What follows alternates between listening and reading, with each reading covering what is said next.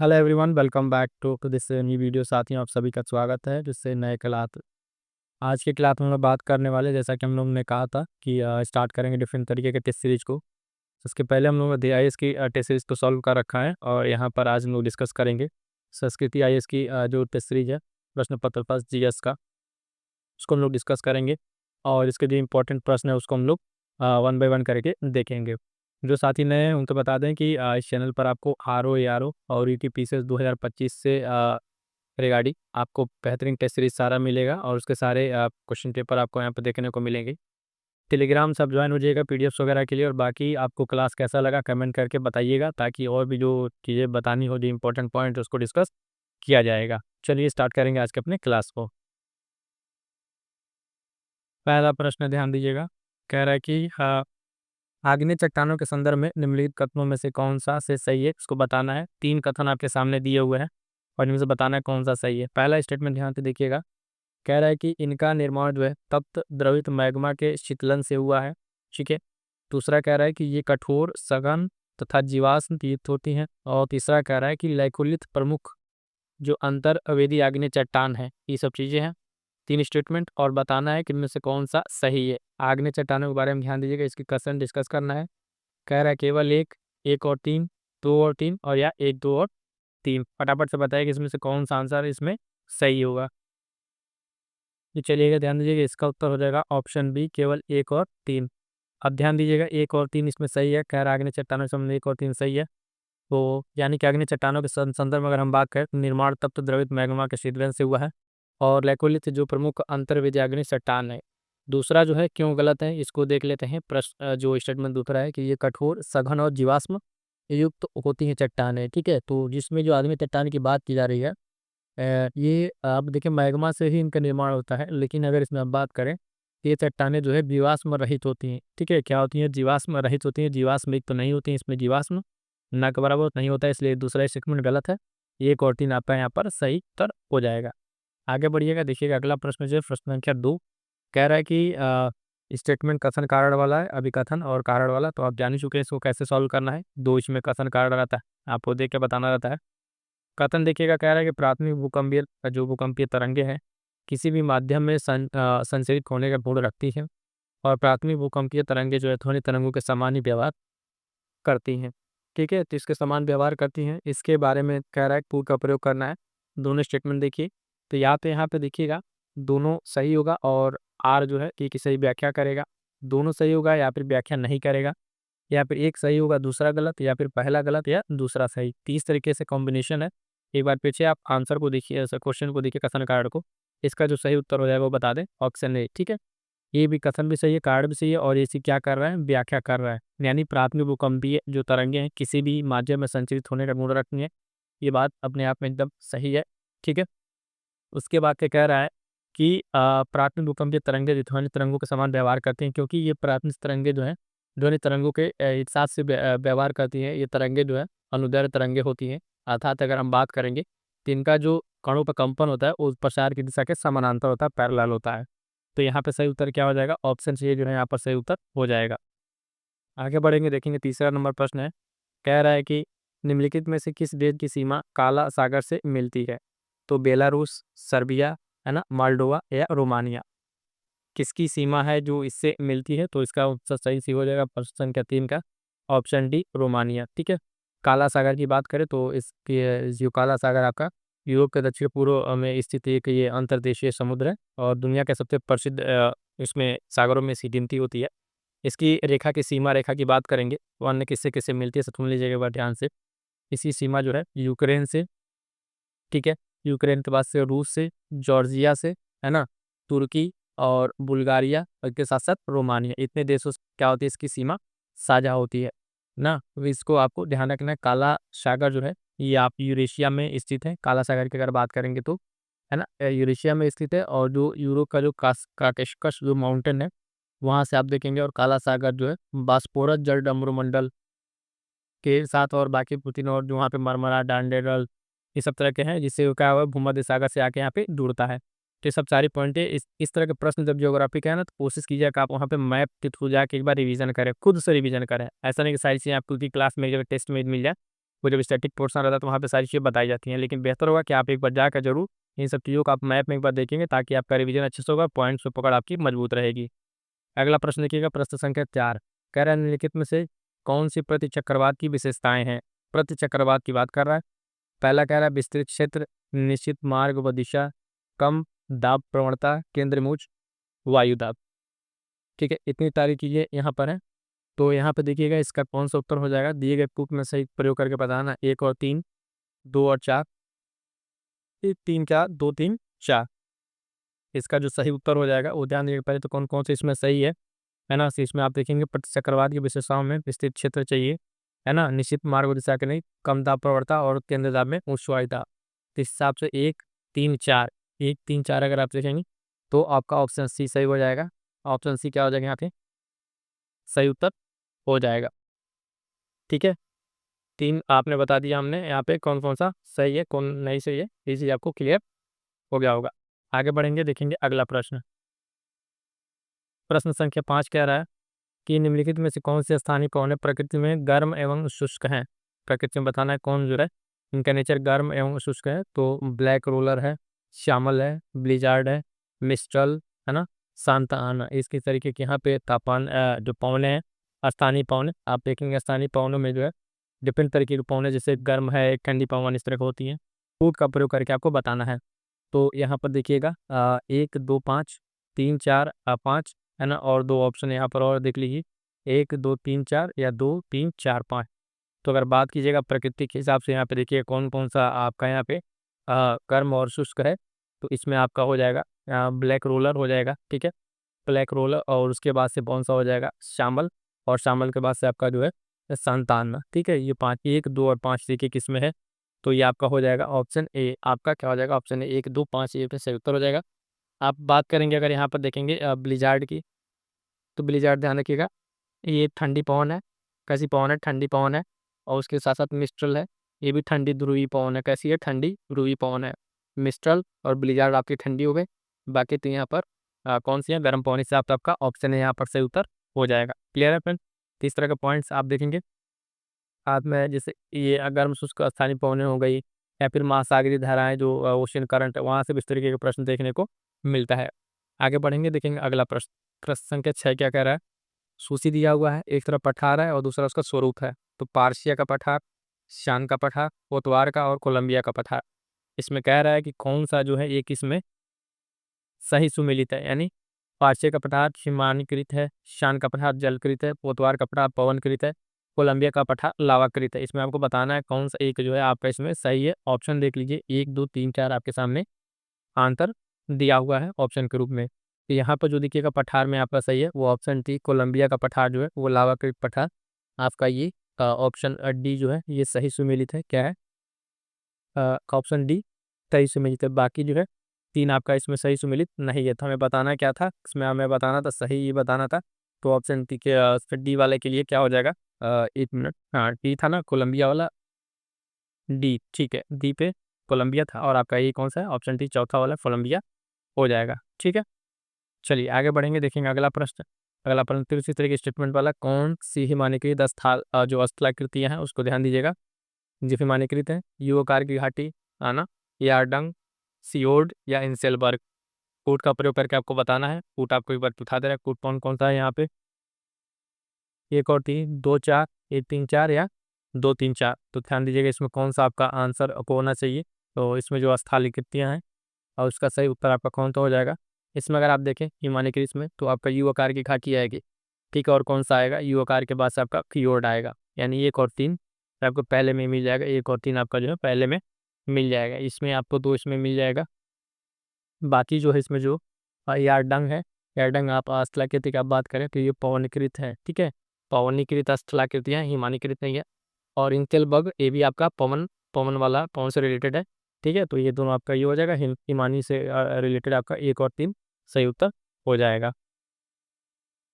अगला प्रश्न है, देखिए प्रश्न संख्या 8 कह रहा है नीचे दिए गए जो कथन है, फिर कथन कारण, अभिकथन और कारण। अभिकथन कह रहा है भूमध्य रेखा के निकट उष्णकटिबंधीय चक्रवात उत्पन्न नहीं होते हैं, और भूमध्य रेखा पर कोरियोलिस बल सर्वाधिक होता है। तो इसमें आपको बताना है क्या इस चीज़ में सही है। तो प्रश्न संख्या आप 8 इसमें अगर आप बात करें तो पहला स्टेटमेंट जो है आपका भूमध्य रेखा के निकट जो है उष्णकटिबंधीय चक्रवात उत्पन्न नहीं होते हैं, इस तरह का बात कहेगी। और दूसरा में भूमध्य रेखा पर क्या कह रहा है, कोरियोलिस बल क्या होता है, सर्वाधिक होता है।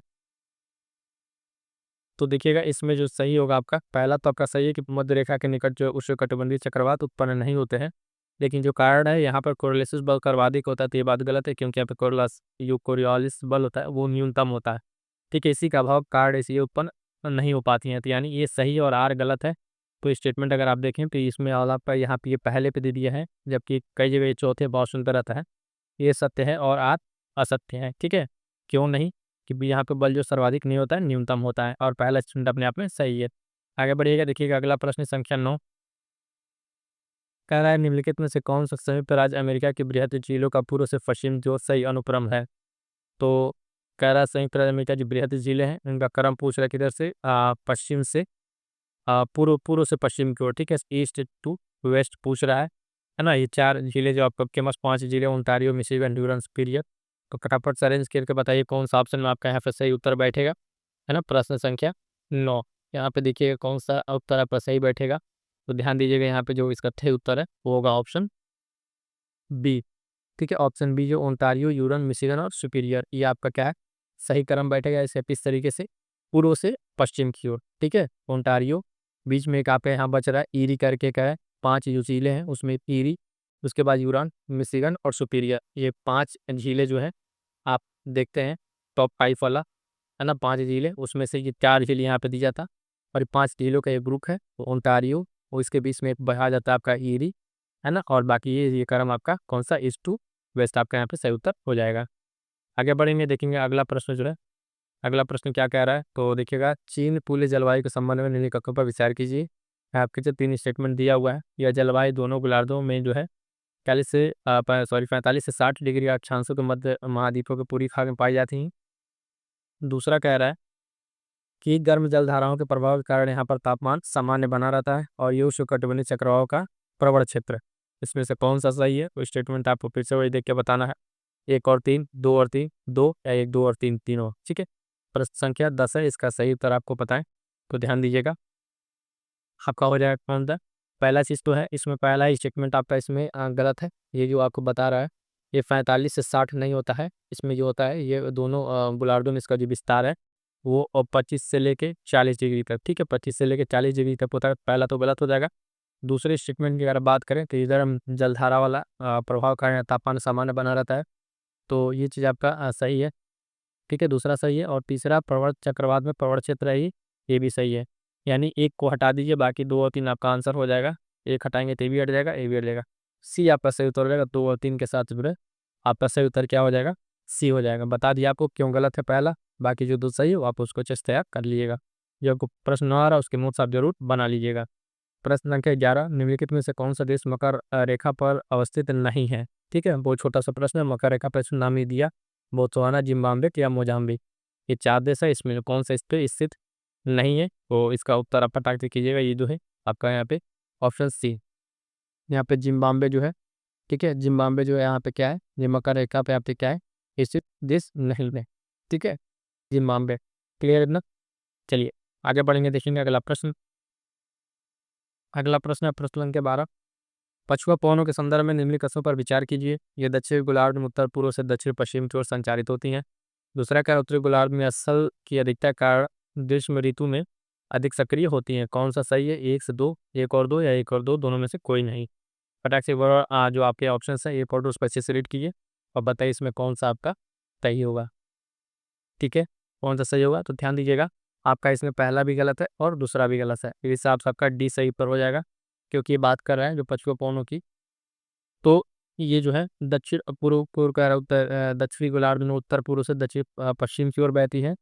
ठीक है, और दूसरा कह रहा है उत्तरी गोलार्ध में स्थल की अधिकता के कारण ग्रीष्म ऋतु में ये अधिक सक्रिय रहती है, तो दोनों दोनों ऑप्शन आपके यहाँ पे गलत है।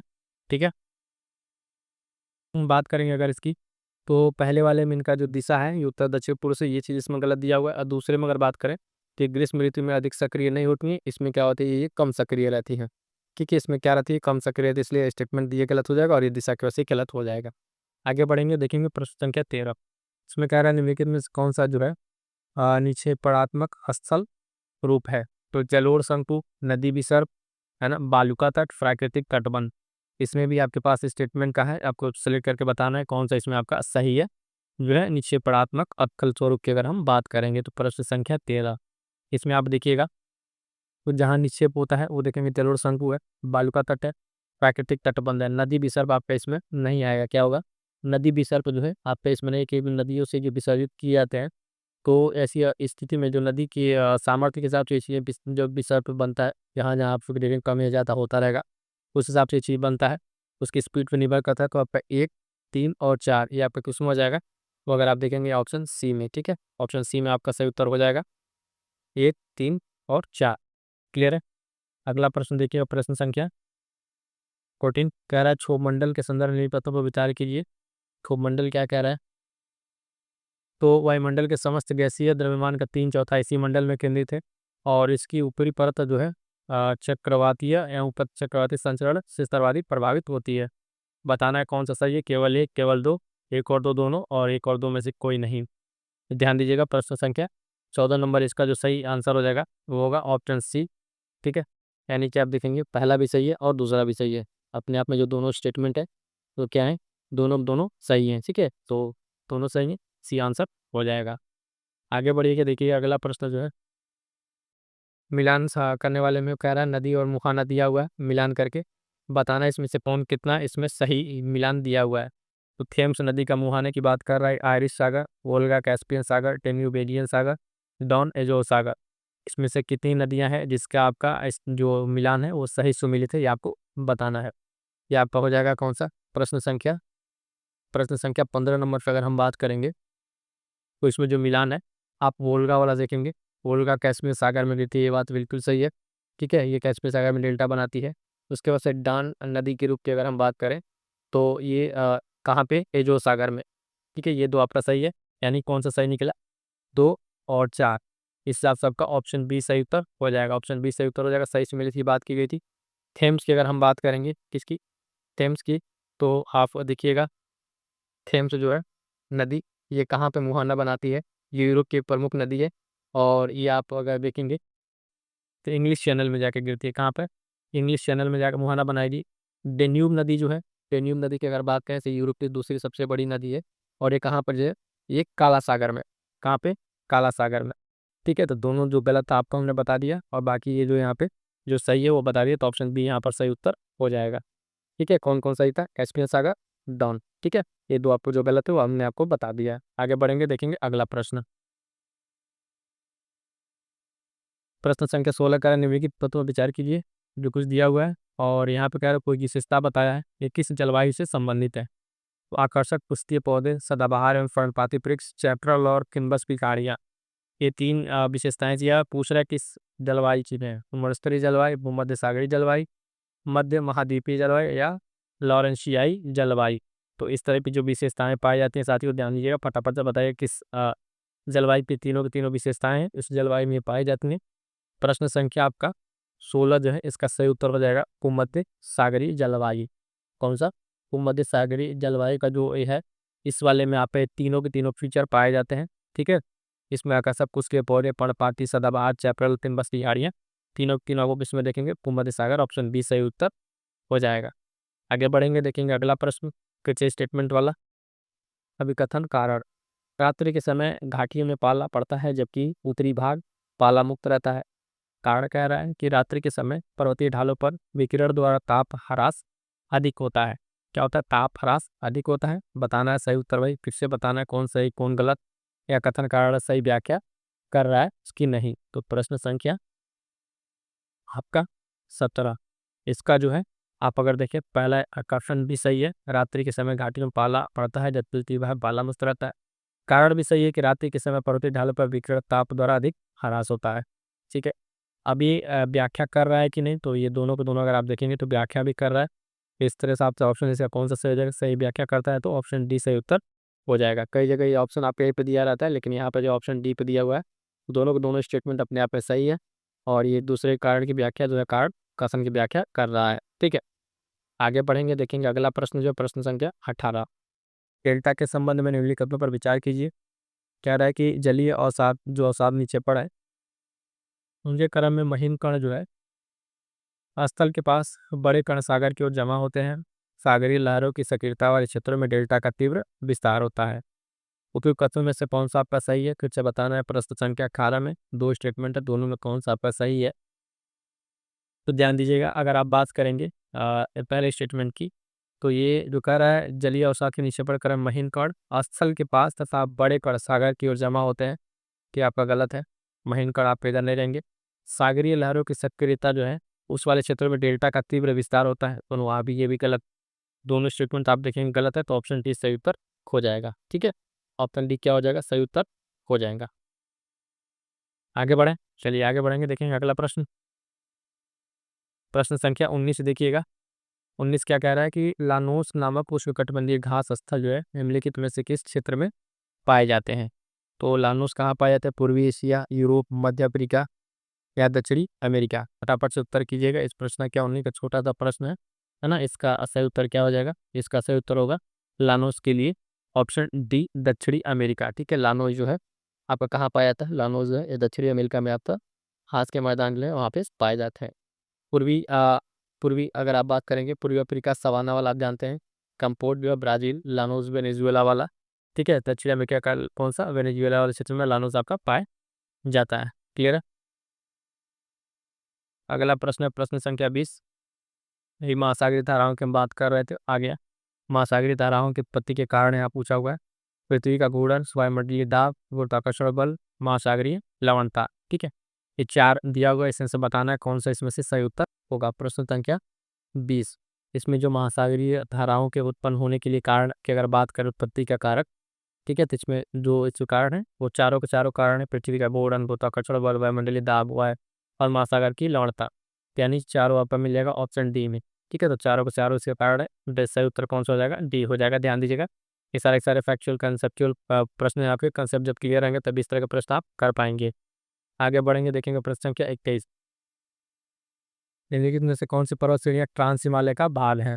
तो काराकोरम, कैलाश, चास्कर, पीर पंजाल, धौलाधार। इसमें फिर से सही उत्तर बताना है पूर्व का चयन करके।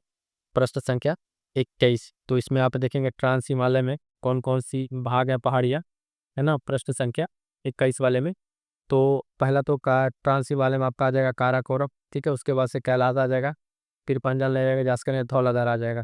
ठीक है, कौन आ जाएगा, धौलाधार। तीन नहीं, धौलाधार अगर आप बात करेंगे, धौलाधार तो आपका नीचे होगा, धौला एक मिनट, धौलाधार तो आपका नीचे होगा। काराकोरम रहेगा, ट्रांस हिमालय की बात कर रहा है ना, उसमें काराकोरम और कैलाश जास्कर आएगा। कैलाश, काराकोरम, जास्कर ऊपर है, धौलाधार, पीर पंजाल तो बहुत नीचे हो जाएगा, ये दोनों नहीं आएगा इसमें। ठीक है, इसमें आप कौन कौन सी जगह पे क्या क्या चीज़ें हैं उसको थोड़ा सा हम आपको एक्सप्लेन कर देते हैं। ध्यान दीजिएगा, ट्रांस हिमालय के में अगर आप देखेंगे कि एशिया का जो ऊपर वाला जो पोर्शन है वो सलेम तिब्बत हिमालय क्षेत्र में आता है, और उसमें ये जो जास्कर वगैरह सीढ़ी है, ठीक है, ये सब चीज़ें काराकोरम और कैलाश उसी वाले रेंज में आपका पड़ेगा। पीर पंजाल और जो आपका धौलाधार है ये आपका पिच में पड़ेगा, ये आपका नीचे पड़ता है, तो मध्य वाले में पड़ेगा। कौन से वाले में, ये मध्य हिमालय का भाग है, क्लियर कर लीजिएगा। ठीक है, ये दोनों आपका मध्य हिमालय का भाग है। बाकी आपका ट्रांस में ये थी 1 2 4 किस ऑप्शन में है, ऑप्शन बी में। ऑप्शन बी आपका सही उत्तर हो जाएगा। क्लियर है, चलिएगा देखिएगा एक और प्रश्न जो है लौ अयस्क की बात कर रहा है। अयस्क के क्षेत्र दिया और राज्य दिया हुआ है, कौन कौन सा किस में है। तो ध्यान से देखिएगा, संदूर है, बादाम पहाड़, नोआमुंदी और दल्ली राजहरा। इसको फटाफट से मिला देते हैं। प्रश्न संख्या 22 में दे दिया हुआ है, इसको मिलाइए। कौन कौन सा क्षेत्र जो है आपका यहाँ पे क्या होगा। तो देखिएगा, संदूर की अगर आप बात करेंगे, संदूर किस क्षेत्र में पाया जाता है ना। संदूर को बात करेंगे, कर्नाटक इसका हो जाएगा, संदूर का कर्नाटक। बादाम पहाड़ की अगर बात करें तो ये कहाँ पे है, ये आपका उड़ीसा राज्य में हो जाएगा। नोआ मुंडी की अगर हम बात करेंगे तो ये कहाँ हो जाएगा, झारखंड। और डल्ली राजहरा जो है आपका ये छत्तीसगढ़। ठीक है, तो इस हिसाब से ए का तीसरा, बी का चौथा देख लेते हैं। ए का तीसरा, बी का चौथा, तो ए का तीसरा, बी का चौथा आपका इसमें भी है, इसमें भी है, तो बचा नोआ मुंडी आपका कौन सा हो गया था, ये झारखंड हो गया था, सी का दूसरा, तो आपका कौन सा, ऑप्शन डी यहाँ पर सही उत्तर हो जाएगा। ठीक है, तो इस हिसाब से हमने आपको बता दिया, ऑप्शन के हिसाब से आपको चलेगा। लेकिन हमें जो बार बार कहता हूँ कि इस बारे में कौन सा आपका ज़्यादा इंपॉर्टेंट है, ये चीज़ आपको मिलाने वाला है। कर्नाटक, ये उड़ीसा, नोआ मुंडी झारखंड, डलिया छत्तीसगढ़, ये चीज़ याद रहेगा। तो आपका जब फिर यहाँ से अगर कोई क्वेश्चन बनेगा टेक्स्ट से लगाने का मतलब नहीं, डायरेक्ट आपको प्रश्न मिल जाए, लेकिन हाँ ये है कि यहाँ कोई ऑप्शन अगर आपको मिल जाता है तो उस ऑप्शन से आप एलिमिनेट करके क्वेश्चन को सॉल्व कर पाइएगा। क्लियर है। प्रश्न संख्या 23 क्या कह रहा है? पारसनाथ की पहाड़ी से उद्गमित होने वाली नदियां निम्नलिखित में से किस अपवाह के रूप में उदाहरण प्रस्तुत करती हैं? तो पारसनाथ की पहाड़ियाँ, तो कह रहा है द्रमा, जो मर्करित अपवाह तंत्र, आर्य अपवाह तंत्र, जालीनुमा या अभिकेंद्रीय अपवाह तंत्र की इसमें बात की गई है। तो 4 अपवाह तंत्र आपके पास दिया हुआ है। इसका उत्तर कीजिएगा कि इसका जो होगा सही उत्तर ऑप्शन कौन सा हो जाएगा इसका, प्रश्न संख्या 23 का। ठीक है, इसका हो जाएगा ऑप्शन बी। ठीक है, आर्य अपवाह तंत्र। ठीक है, हरी अपवाह तंत्र होगा। यहाँ पे जो नदियाँ निकलती है पर्वत निकलकर जो सभी काम प्रवाहित होती हैं उन्हें क्या कहता है? अरीय प्रतिरूप पाया। मतलब एक जगह से अगर निकल के कई जगहों पे कई दिशाओं में अगर प्रवाहित हो रही हैं उनको क्या कहता है? जैसे अमरकंटक पर्वत श्रृंखला से निकलने वाली नदियाँ भी इसी का प्रतिरूप को एक तरीके का उदाहरण है। आई होप तो ये चीज़ आपको समझ में आ गई होगी। पारसनाथ पहाड़ी वाला कौन सा है? अरीय अपवाह तंत्र का आंसर हो जाएगा ऑप्शन बी। क्लियर है यहाँ तक?